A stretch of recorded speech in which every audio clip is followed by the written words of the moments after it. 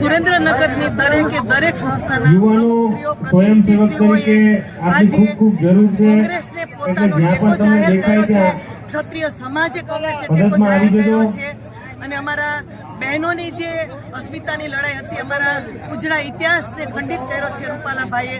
એના કારણે એક રાજપૂતાણીના દિલમાં દવ લાગ્યો છે અને આજે એ રાજપૂતાણી આવી ગરમીમાં પણ નીકળી ગયા છે કે નહીં, હવે યુદ્ધ એ જ કલ્યાણ. પણ અમારું યુદ્ધ એવું છે, હથિયાર વિનાનું છે. હવે મત પેટી ઉપર જ અમારું શસ્ત્ર છે અને અમે કોંગ્રેસને વિજયી બનાવવા માટે મરણિયા પ્રયાસ કરશું અને ભાજપને એની ભૂલનો પસ્તાવો નથી કર્યો તો હવે 26 સીટ ઉપર એની હાર થશે એટલે એને ખ્યાલ આવશે કે અમે રાજપૂત સમાજ સાથે જે બહુ નાનો વર્ગ ગણ્યો હતો પણ એની તાકાત અને એની ક્ષમતાની એનો નહોતો ખ્યાલ, એની હવે ખ્યાલ આવી જશે.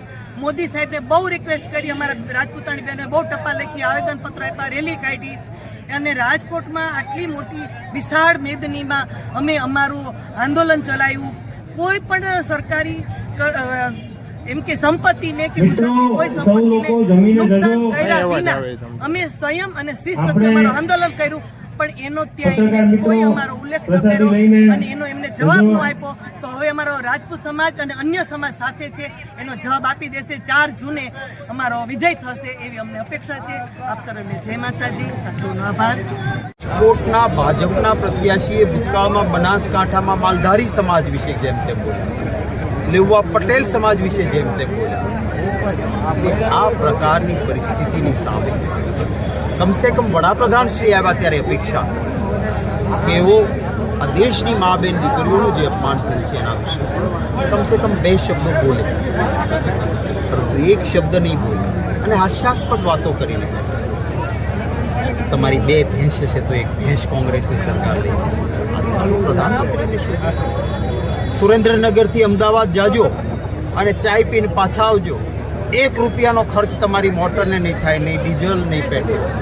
દુનિયાનો કોઈ વૈજ્ઞાનિક એવું નથી કહેતો કે આવું વાહન શોધાયું છે કે શોધી શકાય.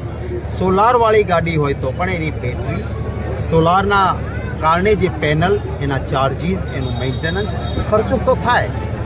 એ પણ નહીં કરવાનું. ભૂતકાળમાં જેમ કહ્યું હતું કે એવો ગેસ ને ઓઇલ મળ્યું છે કે મારો ગુજરાતી ચકલી ખોલશે તો હવે પેટ્રોલ નહીં, હવે પાણી નહીં, પેટ્રોલ ને ડીઝલ આવશે. ક્યાંય કોઈને આવ્યું નહીં, ઉલટાનું પાણી પણ મળતું નથી. એવી પરિસ્થિતિ થઈને ચકલી ખોલો તો માથે લખ્યું હોય BJP, બીજે જઈને પી, અહીંયા પાણી નથી. આ મુદ્દાઓની વાત કરવાના બદલે દેશના પ્રધાનમંત્રી લોકોની લાગણીઓને સહેજ પણ વાચા નથી, એનાથી આક્રોશ ઓર વધ્યો છે. આખરે લોકશાહીમાં જનતા જ હાર નથી. લોકો ઈચ્છે ને સત્તા મળે.